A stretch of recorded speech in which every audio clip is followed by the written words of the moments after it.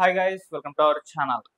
So ప్రపంచవ్యాప్తంగా కూడా software రంగంలో లే ఆఫ్స్ పెరిగిపోతున్నట్టుగానే మనకు కనిపిస్తుంది. మొన్న ఒరాకిల్లో 3,000 మందిని తీసేయడం, మైక్రోసాఫ్ట్ తీసేయడం, ఇవాళ గూగుల్లో కూడా తమ ఎంప్లాయీస్ లే ఆఫ్స్ ప్రకటించినట్టుగా వార్తలైతే వస్తున్నాయి. సో అందుకు సంబంధించి రిపోర్ట్ కూడా వచ్చింది. ఎందుకు ఈ విధంగా ప్రపంచవ్యాప్తంగా కూడా లే ఆఫ్స్ అనేది ఐటీ రంగంలో పెరిగిపోతుంది? మరి దీనికి గల కారణాలు ఏంటి? మరి మున్ముందే ఏ విధంగా ఉండబోతుంది? దీనికి సంబంధించి డిస్కస్ చేయడానికి ప్రజెంట్ మనతో పాటు అనలిస్ట్ మురళీ శర్మ గారు ఉన్నారు. వారిని అడిగి తెలిసిన ప్రయత్నం చేద్దాం.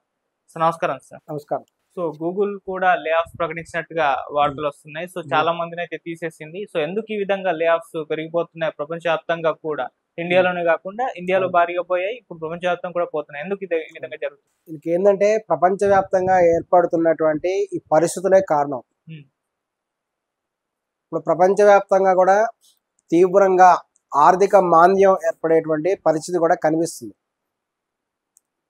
దీనికి కారణం ఏంటంటే జరుగుతున్నటువంటి యుద్ధాలు. ఇవన్నీ కూడా ఒకదానికొకటి కూడా అనుసంధానం కూడా అయి ఉంటాయి అన్నమాట.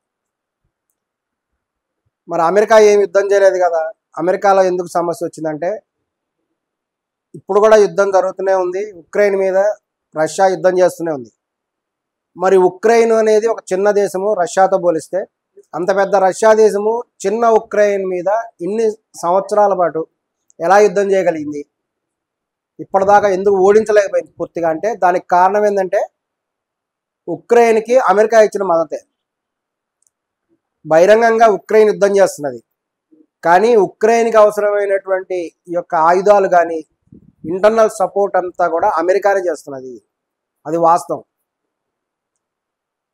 మన దేశంలో ఒక సామెత ఉంది, కోర్టు కేసుల గురించి చెప్తుంటారు. ఒక కోర్టు కేసులో కనుక ఎవరైతే ఓడిపోయారు అనుకోండి, వాళ్ళు కోర్టు దగ్గర ఏడుస్తారట బ్యా అని. ఎవరైనా గెలిచాడు అనుకోండి కోర్టు కేసులో, అక్కడ ఏడవడు, అక్కడ సంతోషంగా ఉంటాడు, ఇంటికి వచ్చి ఏడుస్తారట కోర్టు కేసులో గెలిచినోడు. ఎందుకు ఏడుస్తారంటే కొన్ని సంవత్సరాల పాటు ఆ కోర్టు కేసు నడుచుంటుంది. అప్పటి వరకు అతను అయిన ఖర్చులు ఇవన్నీ కూడా చూసుకుని వాడు ఏడుస్తాడు ఇంటికి వచ్చి. ఇప్పుడు అదే పరిస్థితి ఉంది. ఇప్పుడు ఎలాగైతే అమెరికా అనేటువంటి వాళ్ళు ఒక పక్కన ఇజ్రాయెల్ సపోర్ట్ చేస్తున్నారు. ఇజ్రాయెల్ ఇప్పుడు ఈ రోజున ఇరాన్ మీద యుద్ధం చేసింది, అక్కడ పాలస్తీనా మీద యుద్ధం చేస్తుంటే కేవలం ఇజ్రాయెల్ ఒకటే కాదు, ఇజ్రాయెల్ వెనక అమెరికా ఉంది కాబట్టి ఇజ్రాయెల్ చేయగలుగుతుంది. ఇది వాస్తవం. సో అటు ఇజ్రాయెల్కి సపోర్ట్ చేస్తున్నది, ఇటు ఉక్రెయిన్కి సపోర్ట్ చేస్తున్నది. ఇట్లా అనేక దేశాలకు కూడా రష్యా అనేటువంటి వాళ్ళకు కూడా నిలువరించడంలో అమెరికా ఎంతో కూడా తన యొక్క శక్తి సామర్థ్యాలు ప్రదర్శిస్తుంది. దీనివల్ల ఏమైందంటే క్రమక్రమంగా కూడా అమెరికా లోపల ఆర్థిక వనరులు తగ్గిపోతున్నాయి. అమెరికాలో ఆర్థిక వ్యవస్థ అనేది చిన్నాభిన్నం కూడా అయిపోతున్నది. దానికి ఏంటంటే నాయకులు కూడా కారణం. ఇప్పుడు ట్రంప్ గారు ఉన్నారు. ట్రంప్ అనేటువంటి ఆయన బహిరంగంగా చెప్పబోయినప్పటికి కూడా ఎంతో పిరికివాడు ట్రంప్. ట్రంప్ అనే ఆయన ఒక పిరికివాడు, ఇది గమనించాల్సిన విషయం. ఎందుకంటే ఆయన బహిరంగంగా అన్ని విషయాలు చెప్తాడు, కానీ అలా అంటాడు, ఇలా అంటాడు, అది చేస్తాడు, ఇలా చేస్తాడు. రీసెంట్గా ఇరాన్ బహిరంగంగా యుద్ధం చేస్తాడేటప్పటికీ భయపడిపోయాడు, లేదని చెప్పేసి యుద్ధాన్ని విరమించాడు. మరొక దక్షిణ కొరియా ఇప్పుడు తీవ్రంగా ప్రతిఘటించినప్పటికీ మళ్ళీ తగ్గాడు. ఆయన ఒక కన్స్ట్రక్షన్ కంపెనీ అనేది ఒక పెద్ద కంపెనీ ఉంది. ట్రంప్ అనేటువంటిది చాలా పెద్ద కన్స్ట్రక్షన్ కంపెనీ అమెరికాలో. ఆయన పాటిగా ఆయన కన్స్ట్రక్షన్ చేసుకోకుండా ఆయనకి ఎందుకు రాజకీయాలు? అందుకే ఎక్కడ ఉండాల్సిన వాళ్ళు అక్కడ ఉండాలి, ఎవరు చేయాల్సిన పని వాళ్ళే చేయాలి అని పెద్దోళ్ళు సామెత చెప్పారు. ఆయన ఎంతసేపు అమెరికా చుట్టూ గోడ కడదాం ఇదే ఆలోచనలో ఉంటాడు ఆయన. ఎందుకు గోడ కడదాం అంటే ఆ కాంట్రాక్ట్ ఆయనకు వస్తే ఆయన కంపెనీకి లాభం కదా, కన్స్ట్రక్షన్ కంపెనీకి. ఈ రోజులో ఎవడైనా గోడ కడతాడా? ఈ రోజులో ప్రపంచం అంతా కుగ్రామం అయిపోయింది. The world is a global village అంటున్నారు. ఇప్పుడు టెక్నాలజీ అభివృద్ధి చెందింది. ఒక దేశం వాడు ఇంకో దేశంలో బిజినెస్ చేస్తున్నారు. మల్టీనేషనల్ కంపెనీస్ ఎక్కువైపోయినాయి ఈ రోజుల్లో. మరి ఇటువంటి పరిస్థితుల్లో ఈ రోజుల్లో ఇంకా సరిహద్దుల కోసం కొట్టుకోవడం అనేది తెలివి తక్కువ పని. ఇంటర్నెట్, ఈరోజు ఇంటర్నెట్ అంటే అందరికీ తెలుసు. మనం ఇక్కడ కూర్చొని ఇప్పుడు మన దేశంలో చాలామంది ఇండియాలో కూర్చొని అమెరికా కంపెనీస్కి పనిచేస్తున్నారు. ఇది వాస్తవం. అక్కడ కంపెనీ వాళ్ళు ఇక్కడికి పనిచేస్తున్నారు. ఎందుకంటే ఇంటర్నెట్ ద్వారా ఇది సాధ్యపడింది. మల్టీనేషనల్ కంపెనీస్ అనేవి అనేక దేశాల్లో అనేక దేశాల కంపెనీలు పనిచేస్తున్నాయి. మరి ఈ రోజుల్లో ఇంకా కూడా బోర్డర్ గోడ కట్టుకుంటాం, కంచేస్తాం, యుద్ధం చేస్తాం అన్నట్టు తెలివి తక్కువ నిర్ణయం. సో ఏమైందంటే ఈ ఆర్థిక మాంద్యం పెరిగిపోతుంది అమెరికాలో, బాగా పెరిగిపోయి ఇంకా ట్రంప్ అనేటువంటి ఆయన తీవ్రమైన పిరికివాడు, భయస్తున్నాయి. ఇంకా ఆయన ఇంటర్నల్గా కూడా చాలా వ్యవస్థలు కొలాప్స్ అవుతున్నాయి. కొలాప్స్ అవ్వడం వల్ల ఆ ప్రభావం మొత్తం కూడా ఈ సాఫ్ట్వేర్ కంపెనీస్ పడుతున్నది. బ్యాంకింగ్ సిస్టమ్ డిస్ట్రాయ్ అయిపోయింది అమెరికాలో. ఇంకా అనేక వ్యవస్థలు డిస్ట్రాయ్ అయిపోయినాయి. డిస్ట్రాయ్ అంటే చాలా దెబ్బతిన్నాయి. వాటి ప్రభావం సహజంగానే వాటికి సేవలు అందించేటువంటి సాఫ్ట్వేర్ కంపెనీస్ మీద పడింది. ఆ ప్రభావం కూడా వాటికి అవుట్ సోర్సింగ్ కానీ వాటికి అనుబంధంగా ఉండేటువంటి ఇండియా కంపెనీస్ మీద కూడా పడ్డాయి.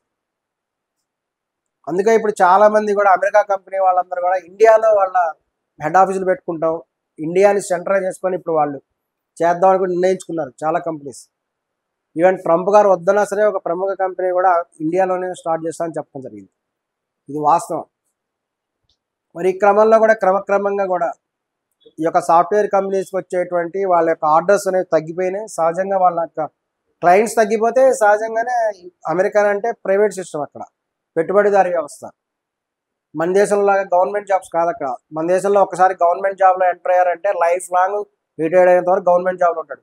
అతను చచ్చిపోయినా లైఫ్ లాంగ్ పెన్షన్ వస్తుంది ఇంట్లో పిల్లలకి. లేదంటే అతను చనిపోతే కుమారుడికి ఉద్యోగం ఇస్తాడు, అతను తన జీవితాంతం ఉద్యోగం చేస్తాడు. అది మన దేశంలో ఉండే గొప్ప వ్యవస్థ. కానీ పెట్టుబడిదారీ వ్యవస్థలో అలా ఉండదు. ఎప్పుడంటే అప్పుడు ఉద్యోగం తీసేయచ్చు. వాళ్ళకి ఆ సిస్టమ్ ఆ విధమైన విధానం ఉంటుంది. ఇందులో అమెరికా వంటి పెట్టుబడిదారీ వ్యవస్థలో చాలామంది అక్కడ జోక్స్ చేస్తుంటారు. ఇవాళ నైట్ ఉద్యోగం వెళ్తాడు, తెల్లవారితో ఉద్యోగం వెళ్తే ఉద్యోగం పోయిందని చెప్తారట. అమెరికాలో అటువంటి సిస్టమ్ ఉంటుందంట. అటువంటి అనుభవాలు చాలామందికి ఎదురైంది. మరి అటువంటి విధానం ఉన్నప్పుడు ఈ పెద్ద పెద్ద కంపెనీస్ అనేటివి కూడా క్రమక్రమంగా కూడా తమ ఉద్యోగులు తీసేస్తున్నారు. ఇంకా ఏంటంటే ఇప్పుడు ఆర్టిఫిషియల్ ఇంటెలిజెన్స్ వచ్చింది. ఈ ఆర్టిఫిషియల్ ఇంటెలిజెన్స్ అనేది కూడా ఒక పెద్ద దెబ్బే. ఆర్టిఫిషియల్ ఇంటెలిజెన్స్ అనేది ఎప్పుడైతే వచ్చిందో గూగుల్ అనేటువంటి దానికి పెద్ద దెబ్బ తగిలింది. ఎందుకంటే అంతకుముందు సెర్చ్ ఇంజిన్ అంటే ఎవరైనా సరే గూగుల్లో చేసేవాళ్ళు.